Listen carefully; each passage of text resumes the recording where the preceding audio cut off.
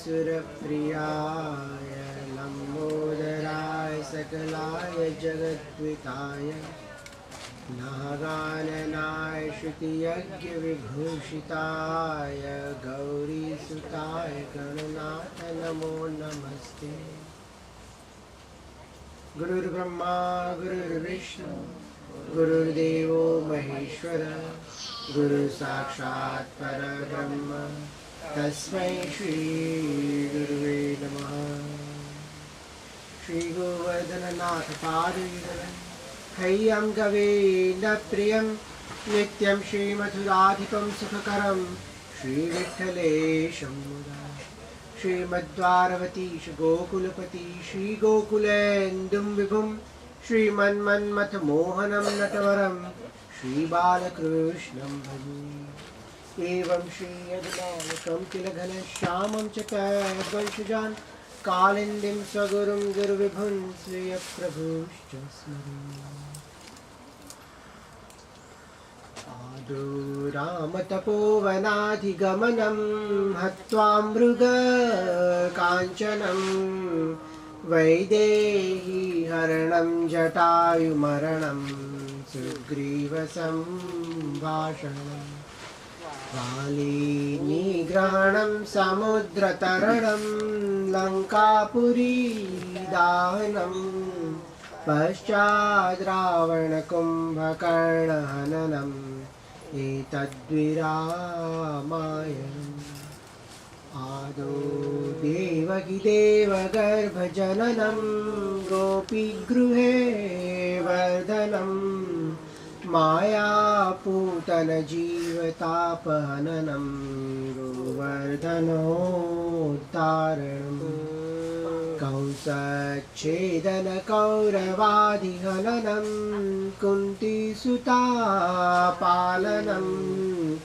एतद्भागवतः पुराणकथितं श्रीकृष्णलीलामृतम्।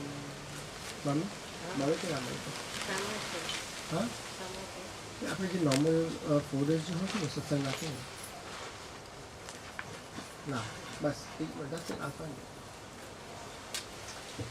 आदौ पाण्डवधात्रराष्ट्रजननं लाक्षागृहे दाहनं द्रुते श्रीहरणं वने विचरणं मात्स्यालये वर्तनं लीलागोहरणं रणे विचरणं सन्धिक्रियावर्धनं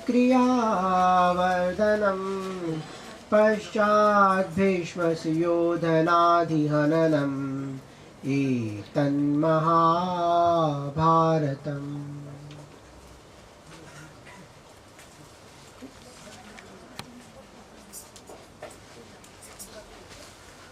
मातृदेवो भव पितृदेवो भव आचार्यदेवो भव अतिथिदेवो भव बालदेवो भव। श्री कृष्णार्पणमस्तु।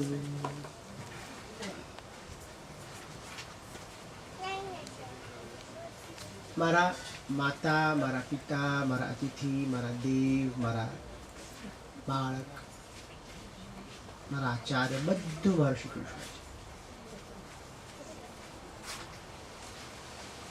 એટલે આજે માતા પિતા વગેરે પર વિસ્તૃત કોઈ વાત ન કરતા એટલું જ કહું કે આ સર્વ મારું શ્રી કૃષ્ણમય છે। માટે એમાં કેવળ શ્રી કૃષ્ણને નમસ્કાર, केवल श्री कृष्ण ने ज नमस्कार। आज जेम अंकले कहूँ ए प्रमाणे सूर्यना एक सूर्यमांथी दरेक जग्याए अलग अलग सूर्य देखाय छे। कोकना घड़ामां नानो देखाय छे, कोकना तळावमां अलग देखाय छे, कोकना समुद्रमां अलग देखाय छे, कोकनी पासे प्याली पड़ी छे एमां सूर्यनुं प्रतिबिंब अलग देखाय छे। पण प्रतिबिंब अलग होई शके छे पण बिंब तो एक ज छे। ए प्रमाणे जे मने बाळक देखाय छे, जे मने आचार्य देखाय छे, जे मने माता पिता देखाय छे, ए बधानी अंदर रहेलो श्री कृष्ण तो एक ज छे। माटे मातृदेवो भव पितृदेवो भव बधुं ज मारा माटे श्री कृष्णमय छे। श्री कृष्ण ने वारंवार नमस्कार। આજે કૃષ્ણ પર આપણે બોલવાના છીએ, આજે કૃષ્ણ પર આપણે વિચાર કરવાના છીએ। તો એના માટે શ્રી વલ્લભાચાર્યજીનો કૃષ્ણાશ્રય મારી નજર પ્રમાણે એકદમ બરાબર સ્તોત્ર છે. જે રીતે આપણે નવરત્ન કામ માટે કર્યું હતું, સોરી અર્થોપાર્જન માટે કર્યું હતું, અને લક્ષ્મી આપણે જિમ્નાસ્ટક કામ માટે કર્યું તે પ્રમાણે આપણે કૃષ્ણાશય શ્રી કૃષ્ણ માટે કરશું. સર્વમાર્ગેષુ નષ્ટેષુ કલૌ ચ ખલધર્મિણી આસંડ પ્રચુરે લોકે કૃષ્ણ એવ ગતિર્મમ. મ્લેચ્છાક્રાંતેષુ દેશેષુ પાપૈકનિલયેષુ ચ સત્પીડા વ્યગ્રલોકેષુ કૃષ્ણ એવ ગતિર્મમ. ગંગાદિતીર્થવર્યેષુ દુષ્ટૈરેવાવૃતેષુ તિરોહિતાધિદૈવેષુ કૃષ્ણ એવ ગતિર્મમ. અહંકારવિમૂઢેષુ સત્સુ પાપાનુવર્તિષુ લાભપૂજાર્થયત્નેષુ કૃષ્ણ એવ ગતિર્મમ. अपरिज्ञाननष्टेषु मन्त्रेष्वव्रतयोगिषु तिरोहितार्थदैवेषु कृष्ण एव गतिर्मम. नानावादविनष्टेषु सर्वकर्मवृतादिषु पाषण्डैकप्रयत्नेषु कृष्ण एव गतिर्मम.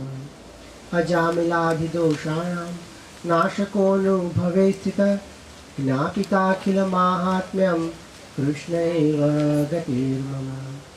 प्राकृता सकला देवा गणितानन्दकं बृहत् पूर्णानन्दो हरिस्तस्मात् कृष्ण एव गतिर्मम.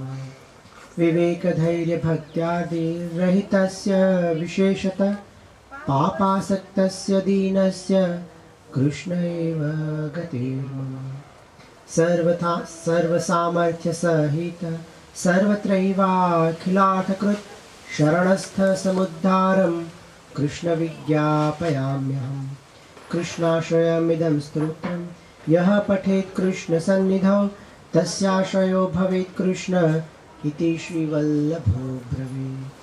इति श्रीवल्लभाचार्य विरचितं श्रीकृष्णाश्रय सम्पूर्णम्. આ વિશ્વમાં બધી જ રીતે, બધી જ જગ્યાએ, બધા જ ભાવથી કેવળ કૃષ્ણ તરફ જ મારી ગતિ હો, કારણ કે કૃષ્ણ સિવાય મારો આશ્રય જ કોઈ નથી. કૃષ્ણ જ જેનો આશ્રય છે એવા પાંડવો મહાભારતના મહાદુઃખમાંથી તરી ગયા છે. જ્યારે પણ આપણે લાગે કે આપણે કાંઈ જ નથી કરી શકતા ત્યારે શ્રી કૃષ્ણને આપણે સ્મરણ કરો. આમ તો ભગવાન પાસેથી કાંઈ માંગવાની જરૂર નથી, કારણ કે એ બધું જ જાણે છે. છતાં પણ આપણે માણસ છીએ, we are human. If you are absolutely desperate and you need to ask somebody for anything, advice, help, anything, કોઈ વ્યક્તિને પૂછો એના કરતાં વિશ્વેશ્વરને પૂછો. વ્યક્તિ પોતાની મતિ પ્રમાણે, પોતાના એક્સપિરિયન્સ પ્રમાણે, પોતાની મેચ્યોરિટી પ્રમાણે તમને લિમિટેડ એડવાઇસ આપશે. જ્યારે ભગવાન પાસેનું જે એક્સપિરિયન્સ છે, એની પાસેનું જે જ્ઞાન છે તે અગાધ છે. એ પરમેશ્વર આપણને બરાબર જ્ઞાન આપી શકશે, બરાબર સોચ આપી શકે, સમજ આપી શકશે, અને નિષ્પક્ષ હશે. એને કોઈ હેતુ નથી, એને કોઈ કારણ નથી. કેવળ આપણા માટેનો આનંદ, આપણા માટેનો પ્રેમ, એ જ એનો હેતુ છે, એ જ એનો આનંદ છે. તો એ શ્રી કૃષ્ણ જે આપણા માટે બધું જ કરવા તૈયાર છે, અને જેને આપણું જ પ્રિય લાગે છે, જેને આપણે જ પ્રિય લાગીએ છીએ, તેની પાસે બેસીને વાત કરવામાં, વિચાર કરવામાં, એની સાથે કોઈ વિચારની આપ-લે કરવામાં કોઈ જ વાંધો નથી. આ જગતમાં સારા ગુરુ મળવા ડિફિકલ્ટ છે, કારણ કે આપણને ખબર નથી કે આપણને શું જાણવું છે. First you need to know what you want before you can ask, I want this. When I don't know what I need to learn, what I don't need to learn, who can I ask? મારે આચાર્ય પણ કરવો તો કોને કરવો? મારે કોઈ જ્ઞાન પ્રાપ્ત કરવું તેના માટે બરાબર આચાર્ય તો જોઈએ. જ્યારે મને પોતાને નથી ખબર પડતી કે મારે શું શીખવું શું ન શીખવું, તે સમયે ભગવાનને કહું તમે મને જે મારા માટે યોગ્ય હોય એ તમે મને શીખવાડો. એ તો જગતગુરુ છે, જરૂર આપણને જ્ઞાન આપશે અને સમયોચિત જ્ઞાન આપશે. That which is necessary right now. જીવન એટલું પરિવર્તનશીલ છે કે આજે જે છે તે કાલે નહીં રહે, અને કાલે આપણા શું કામમાં આવશે આપણને ખબર નથી. ભગવાનની આપણે જો થોડો વિશ્વાસ રાખીએ ભગવાન પર, તો ભગવાન આપણને જે જરૂર પડે છે તે વસ્તુ તે સમયે આપણને મોકલી આપે છે. તે જ્ઞાન આપણને કોઈને કોઈ રીતે, કોઈને કોઈ બહાને આપણને મોકલી આપે છે. Only thing is we have to have faith કે મોકલી આપશે. એકવાર આપણે એ જો ફેથ રાખીએ અને પછી જો આપણે કરીએ તો આપણને ખબર પડે કે ખરેખર મોકલી આપે છે. આપણે ત્યાં ભગવાન કયા કયા સ્વરૂપે આવે છે આપણને ખબર નથી, કયા કયા કારણ માટે આવે છે આપણને ખબર નથી, કયા કોઈક વખત આપણી કસોટી કરવા પણ આવતા હોય, કોઈ વખત આપણની સાથે પ્રેમ કરવા પણ આવતા હોય, આપણને ખબર નથી. મારો કનૈયો કયા સ્વરૂપે મારે ત્યાં માખણ ખાવા આવશે મને ખબર. તો જે આવે છે મારા આંગણે બધાની અંદર મારા કૃષ્ણને જોઈને, એ દરેક અતિથિમાં હું શ્રી કૃષ્ણને જ જોઉં, એ જ મારી પ્રવૃત્તિ હોવી જોઈએ. પછી એમ ના વિચારું કે આને હું ઓળખું છું ને આને નથી ઓળખતું. એ તો ખાલી એક સાધારણ કોઈ તો માણસ કરે છે, એ વ્યવહાર છે, એ ભક્તિ નથી. જેવી રીતે વજુભાઈ હંમેશા કહે છે, વાકે મન કી વે જાને, હમરે મન જગદીશ રે. દરેકની અંદર જગદીશ જોવાની જે આ પ્રક્રિયા છે એને જ ભક્તિ કહેવાય. અને જે દરેકની અંદર જગદીશ જુએ છે તે જ સાચો વૈષ્ણવ છે, તે જ સાચો શિવ ભક્ત છે, શક્તિનો ભક્ત છે. મૈત્રી ભાવનું પવિત્ર ઝરણું મુજ હૈયામાં વહ્યા કર. જેને આ મૈત્રી ભાવનું હંમેશા ઝરણું નિત્ય નવડાવે છે તે જ સાચો જૈન છે. જેને દરેકની અંદર પોતાનો માણસ લાગે છે તે જ સાચો શીખ છે, તે જ સાચો બૌદ્ધ છે કે સાચો ક્રિશ્ચન કે મુસલમાન છે. દરેક ધર્મ ભાઈચારો જ શીખવાડે છે. આપણે જેમાંથી વિચાર કરીએ છીએ કે ભાઈચારામાંથી આ મારો ભાઈ ને આ મારો નથી. મામકાહા પાંડવાશ્ચૈવ. આપણે એ જે તફાવત રાખીએ છીએ, જે મોહ રાખીએ છીએ, એના જ કારણે આપણા જીવનોમાં મહાભારત થાય છે. જે જગ્યાએ સંપ હોવો જોઈતો હતો, જે જગ્યાએ આનંદ હોવો જોઈતો હતો, તે જગ્યાએ આજે રમખાણ શરૂ થયું છે. લોહીના જ બંધને બંધાયેલા લોકો લોહિયાળા થયા છે, એકબીજાનું લોહી પીવા માટે તૈયાર થયા છે. કૃષ્ણ પ્રભુ પાંડવોના ચીફ એડવાઇઝર છે અને બધાને એક રસ રાખે છે. બધાના ભેજા અલગ અલગ છે, બધાને ભગવાન એક સાથે રાખે છે. કૌરવમાં એ રીતનો સંપ નથી. કૌરવોમાં એક બાજુ ભીષ્મ પિતામહ છે, એક બાજુ કર્ણ છે, એક બાજુ શકુની છે, એક બાજુ અલગ અલગ રાજાઓ પોતાની મતિ પ્રમાણે કહે છે. બધાને પોતાનો અહમ વચ્ચે આવી રહ્યો છે. દાદા કર્ણને વારે ઘડીએ ભણતા જાય છે કે તમે you are just empty hot air. You just say, I can do this, I can do this, I can do this. But whenever the opportunity arises, you do nothing. તું ખાલી બેઠો રહે છે. અર્જુનની સામે આટલા પ્રસંગ આવે, દરેક વખતે હારીને પાછો આવ્યો છે. હંમેશા કર્ણ ગુસ્સે થાય છે. આ વખતે એવું બન્યું છે કે ઇન્દ્ર પોતે આવીને કર્ણ પાસેથી એના કવચ અને કુંડળ લઈ લે છે. That was the one positive thing that Karna had, that he had a special skin, or he's obviously born between humans and some other race, interterrestrial race. So he has a skin which is absolutely difficult for us to penetrate with our weapons. Extraterrestrial life, it's there in my heart.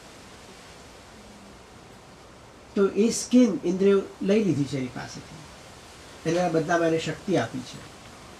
A weapon that he can use once for anyone he wants to kill.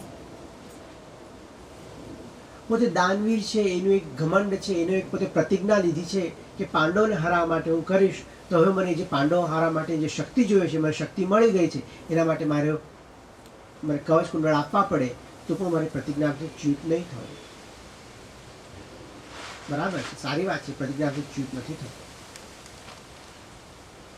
પણ હવે કવચ કુંડળ આપી દીધા છે એટલે દાદા કહે છે પહેલા એ અતિરથી હતો, મહારથી હતો, પણ હવે તો એ અર્ધરથી પણ નથી રહ્યો, કારણ કે એની પાસે કવચ કુંડળ જ નથી. He doesn't have the advantage that he had previously. કર્ણ કહે છે આ બહુ મેં સાંભળ્યું, હવે મને વધારે સાંભળવું નથી. જ્યાં સુધી દાદા અહીંયા આગળ હશે ત્યાં સુધી હું આ યુદ્ધમાં ભાગ નહીં લઉં. દાદા જ્યારે વિરામ પામશે ત્યારે જ હું આ યુદ્ધમાં આવીશ.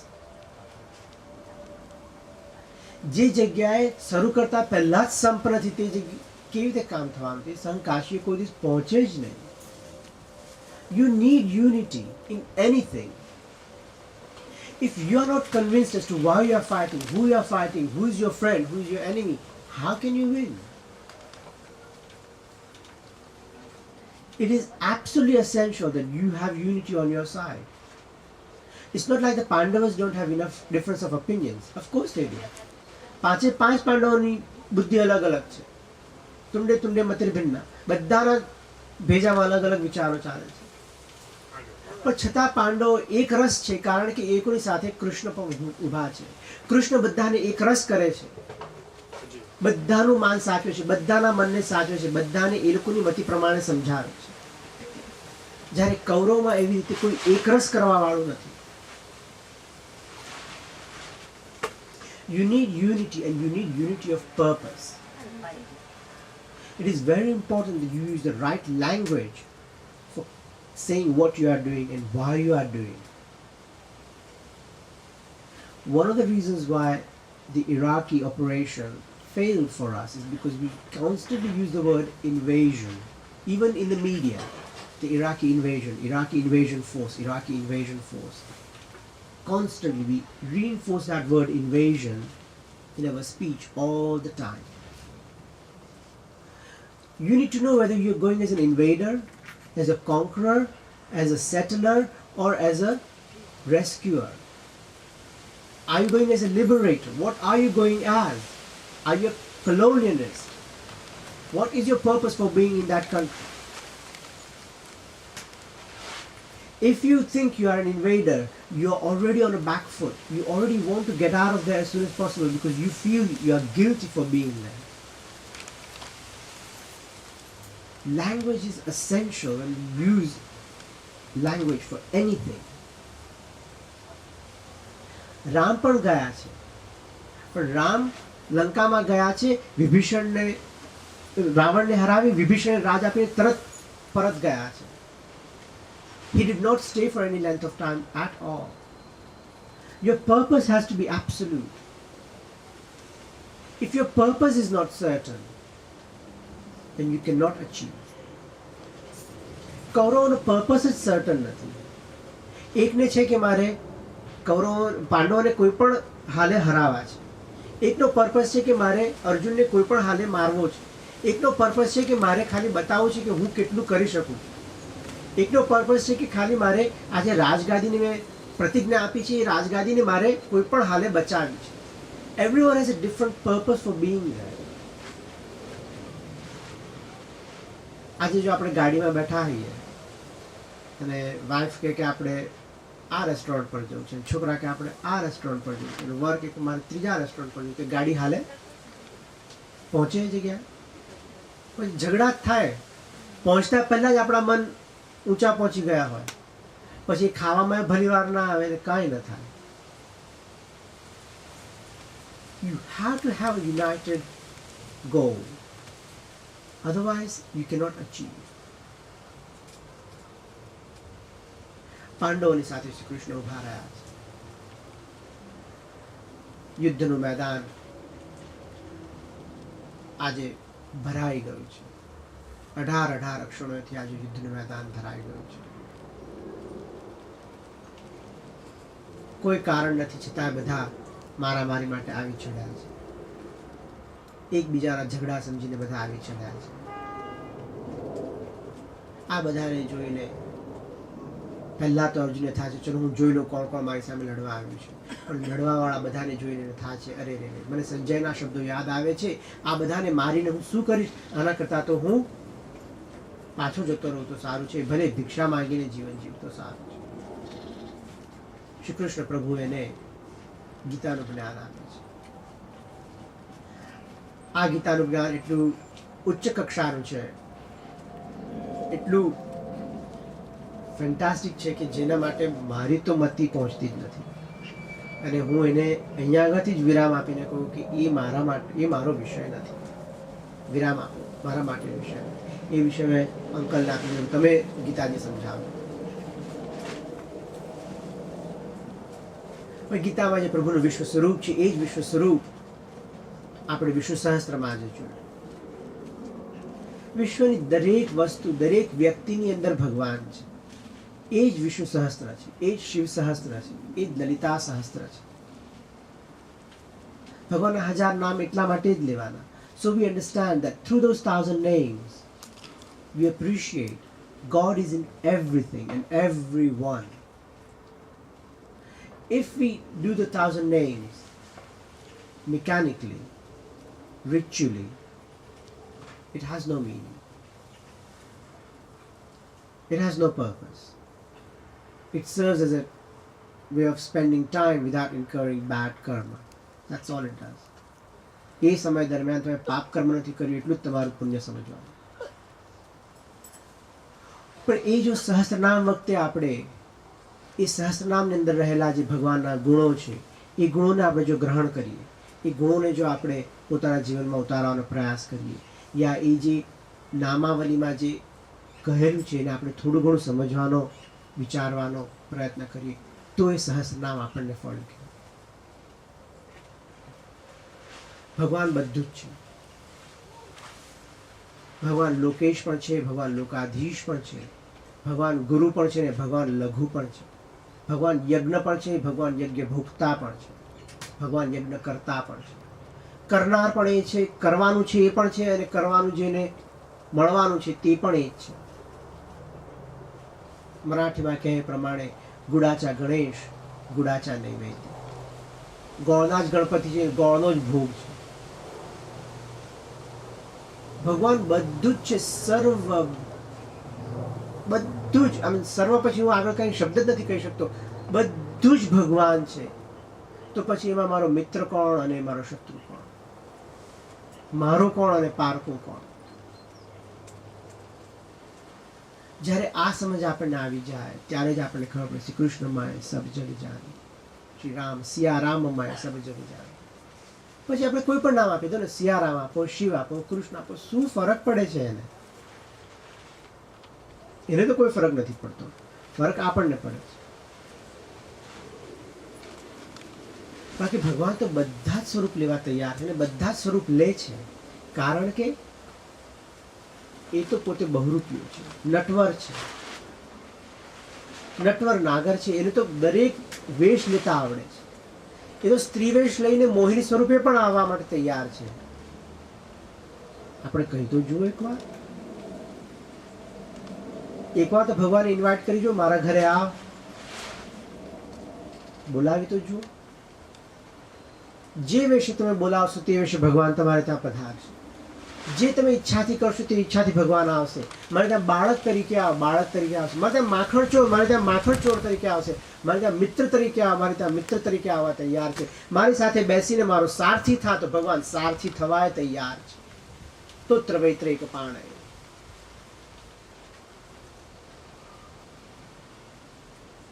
જ્યારે ધૃતરાષ્ટ્ર સંજયને પૂછે છે કે આમાં આપણી જીત થશે કે નહીં થાય, ત્યારે સંજય કહે છે કે રાજન, જ્યારે હું ગયો ભગવાનને મળવા ત્યારે મેં જોયું છે કે ભગવાન પોતાનો પગ અને અર્જુનના પગ બંને પલંગ પર એકમેકને રાખીને બેઠા છે.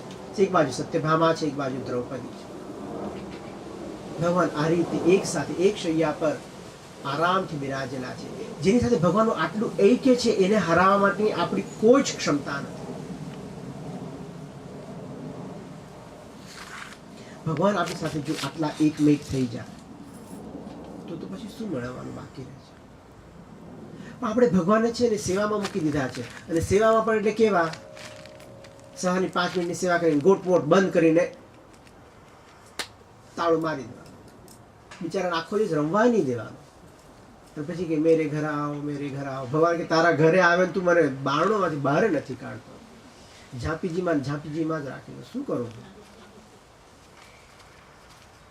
આપણી શૈયામાં ભગવાન આવ્યા, આપણા ટેબલ ખુરશી પર બેસીને ભગવાન આપણી સાથે જમવા બેઠા, આપણી સાથે રમવા આવ્યા. ભગવાન આપણે રમવા દીધા એને?